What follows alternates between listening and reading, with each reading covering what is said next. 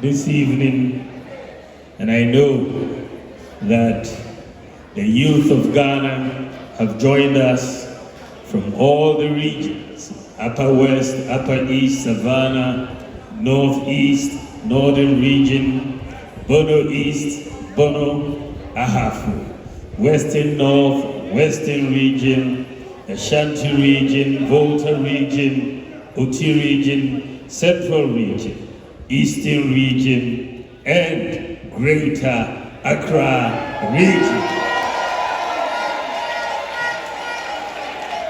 Thank you all for making the time, and I greet all of you. I wish you a very good evening.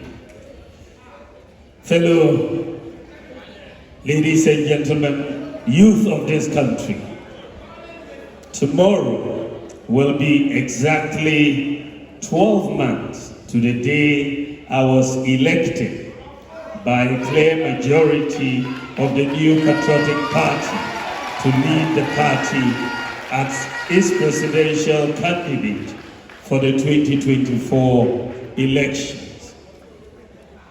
34 days from today, you, the millions of young people of Ghana, will form the majority among the 18.7 million voters who are expected to cast their ballots. Your task is to perform two simple but extremely important duties. One, choose a parliamentary candidate to represent your constituency in the 9th Parliament. Secondly, you will be choosing the next president whose responsibility is to provide for your present, to facilitate your future. From what I gathered in my interactions with you as I went around the country, I can sum up the priorities of the majority of you in 3 categories: education, skills, and jobs.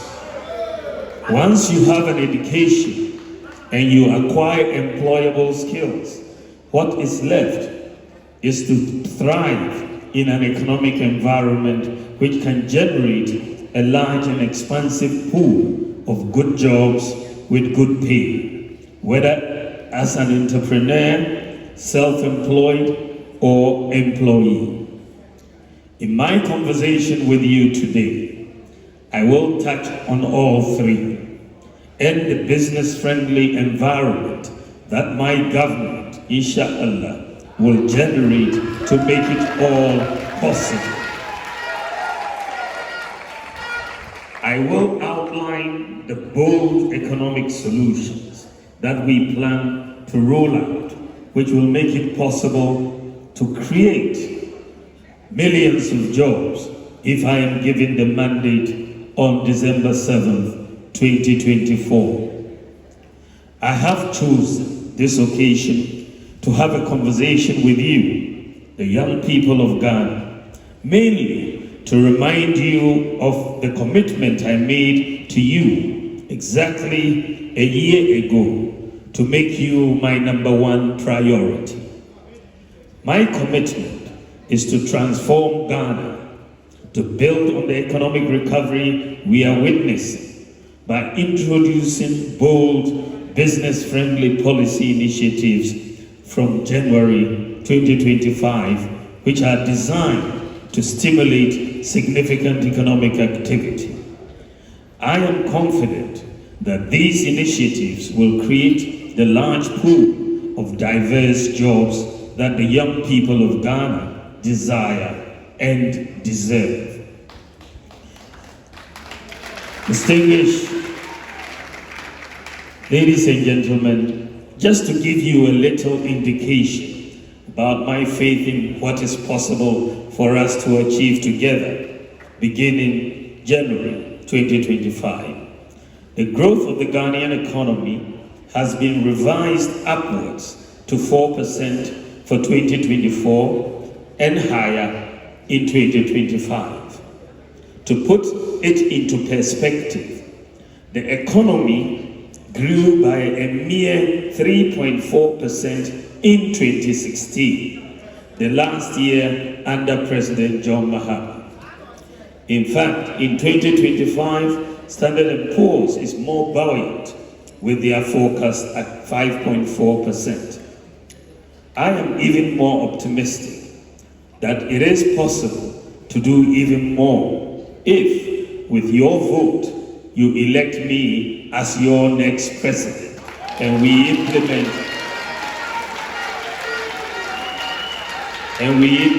my comprehensive business-friendly and job creation programs as outlined in the NPP manifesto, some of which I will highlight here.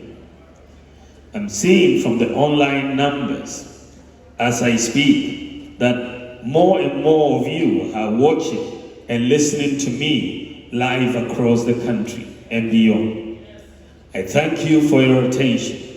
I know many of you will be voting for the first time next month.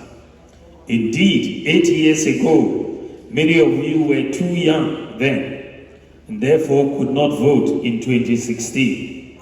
Perhaps too young to remember self-inflicted crises and homegrown hardships that my opponent put the nation through at a time when the whole global economy was rather stable and growing.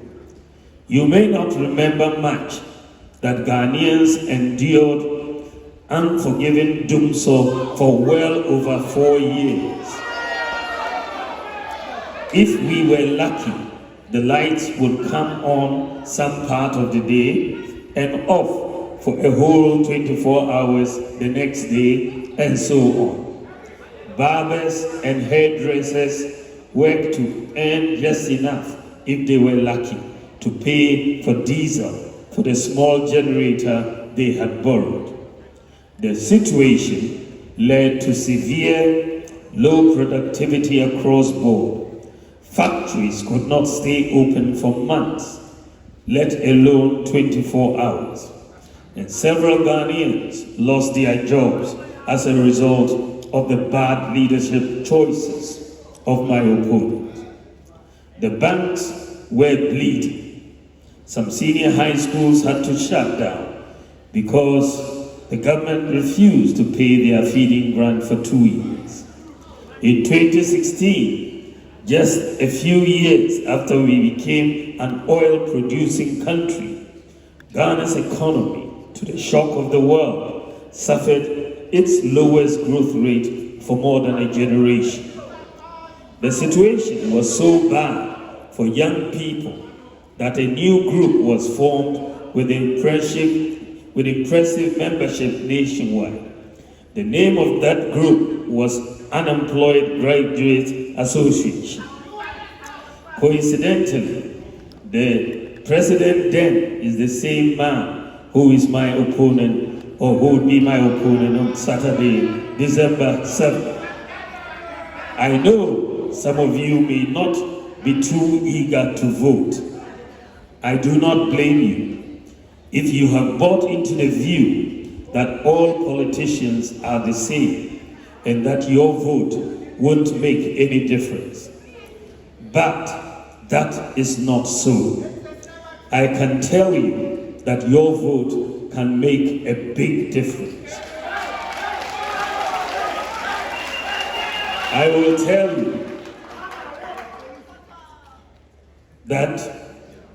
tell you why we are all not the same and cannot be the same. I am not John Mahama. He is a former president and a former vice president and president.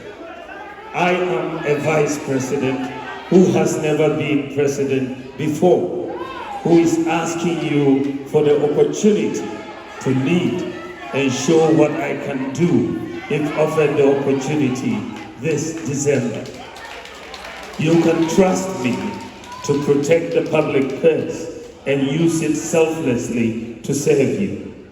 To the young voters of Ghana, I will say to you, do not switch off. I ask you to get involved. December is about you. December is about who can deliver for you, for your future, whom you trust, who has the integrity, the vision, the energy, the competence, the sense of where the world is today and your place in it, who has the humility to serve you and the decency not to insult you. I shall plead with you to make an informed choice. It is a choice between the one who had his chance and blew it and the other who is asking for a similar chance but to deliver with it, which is me. The decision is yours to make, not to bring back what was discarded in the past, but to vote for your future. If your priority is, as I suspect, about how to build strongly on the economic recovery that is before us, then I will plead with you to vote for me because of the vision and solutions that I have for you and the country and the leadership discipline and determination that I possess to see them through. My own core values, God-fearing, tolerance, integrity, honesty, discipline, hard work, and inclusivity. My can-do attitude, my rejection of the tag of impossibility, my passion to unleash the creative energies of the youth, my compassion for the poor and vulnerable. All these align perfectly with the hopes and dreams of the young people of our country, rich or poor, north or south, educated or not, skilled or not, rural or urban. That is why I'm asking you to vote on December 7, 2024. Place your trust in me, and I shall not disappoint you. As Vice President since 2017, I have not had the luxury to write my autobiography. So please make do with this short bio. I was born in Tamale on October 7th, 1963 to Alhaji Mumuni Bawumia and Haji Mariama Bawumia. I attended Sakasaka Primary School in Tamale, Tamale Secondary School, Buckingham University in the UK for my first degree, Oxford University for my master's, and Simon Fraser in Canada for my PhD. I know what it's like to be unemployed.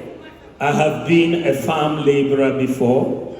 I have been a taxi driver before. I have been a cleaner before. I've been a teacher, a technocrat, a banker, a running mate, a vice president, a father, and a husband.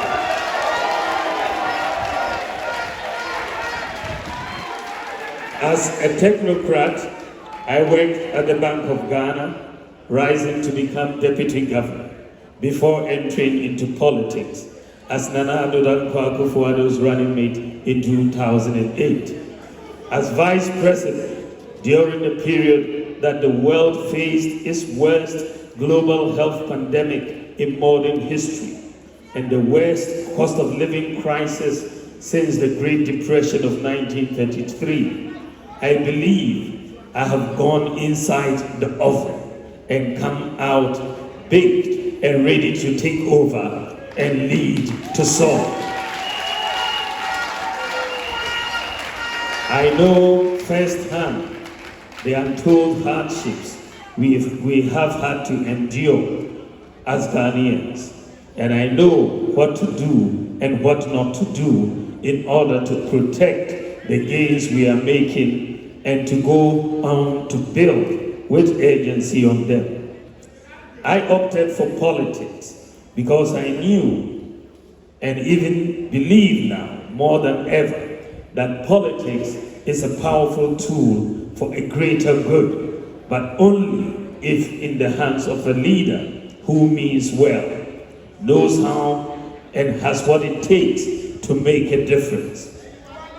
I know I have the character, the experience, the vision, and the policies to address the concerns of the young people, and it is for this reason that I have asked to have this conversation with you today.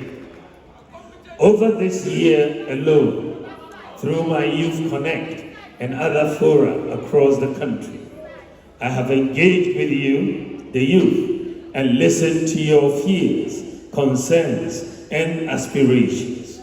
And I have been inspired by the ingenuity and can-do spirit of the Ghanaian youth. When I say to you today that your concerns and aspirations are my top priority items, I mean it from every sinew of my body.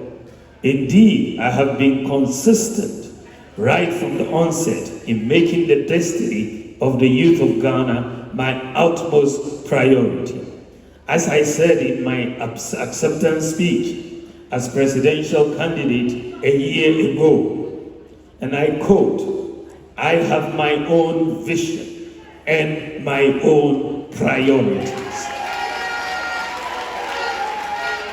Given the opportunity by you, the people of Ghana, to lead, I shall govern as my own man with guidance from God Almighty.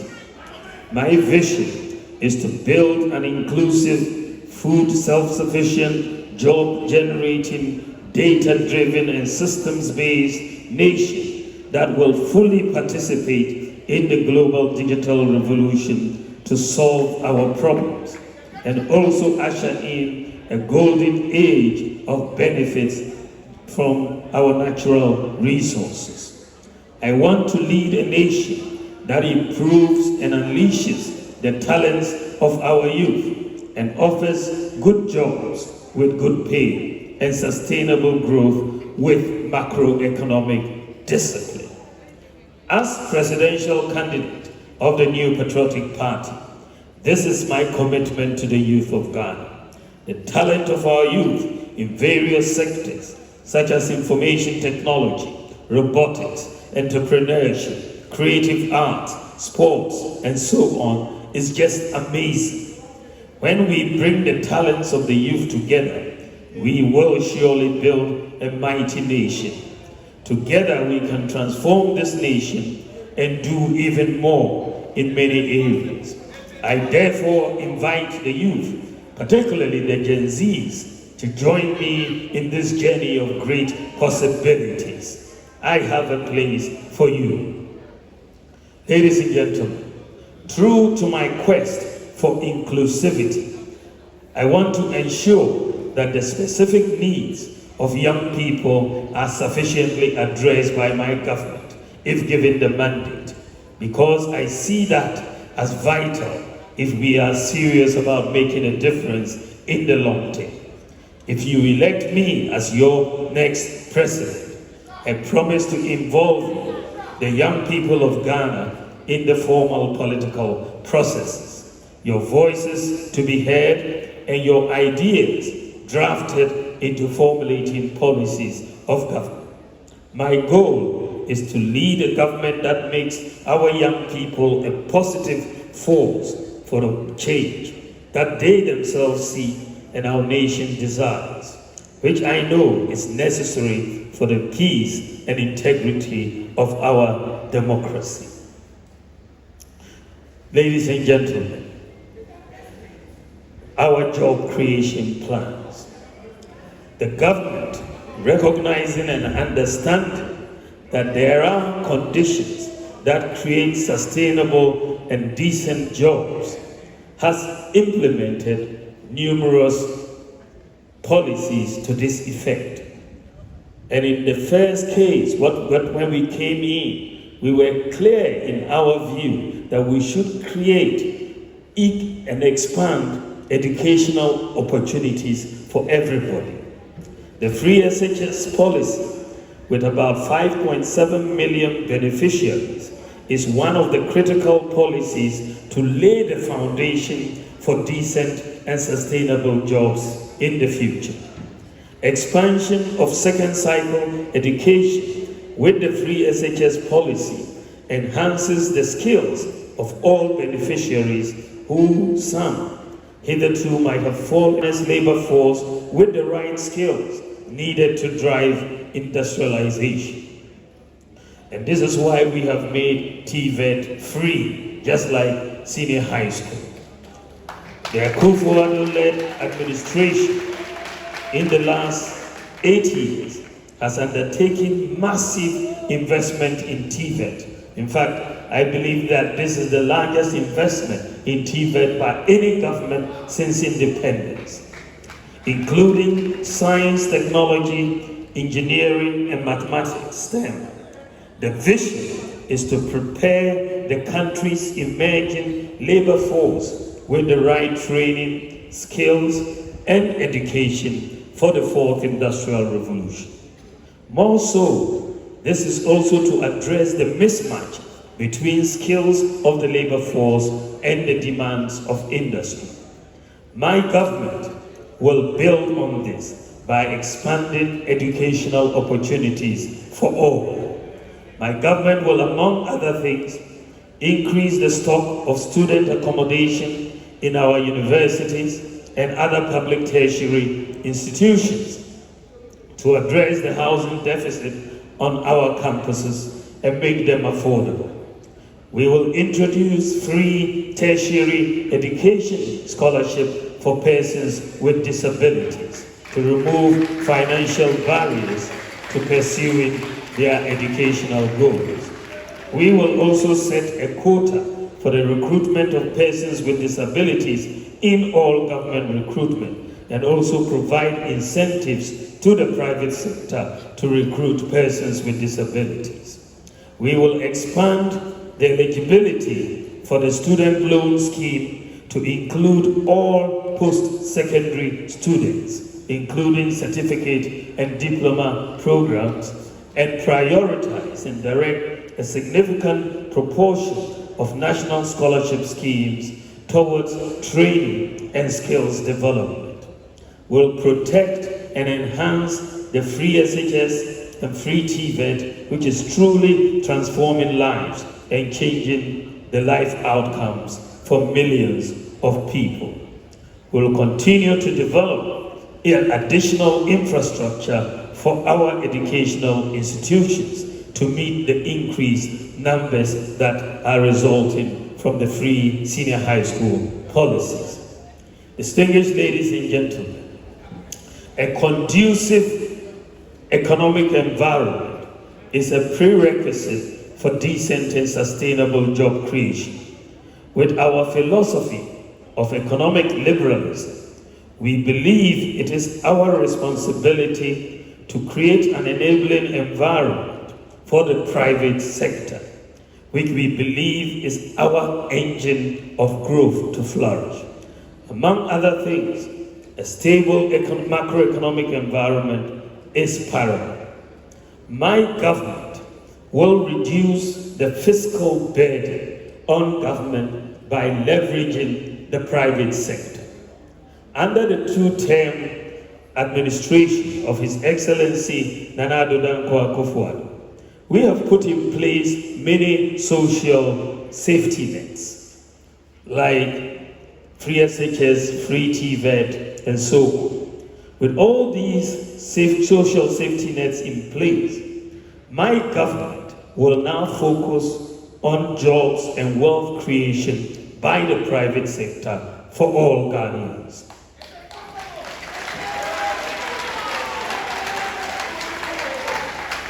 My administration will incentivize the private sector to complement government in the provision of many infrastructure and other services to reduce government expenditure and improve maintenance. We are going to do something that has not really been done in Ghana before. We are going to move to engage the private sector to build roads, schools, hostels, houses for government, and to rent or lease to own. The demand for roads construction is massive, and this has historically placed a huge burden on the budget. I believe that the private sector should finance the construction and maintenance of roads through PPP concession arrangements. Also, government will move towards leasing rather than purchasing vehicles, printing equipment, and so on. The private sector will have the responsibility for maintaining the equipment. With this approach, the budget can save very significant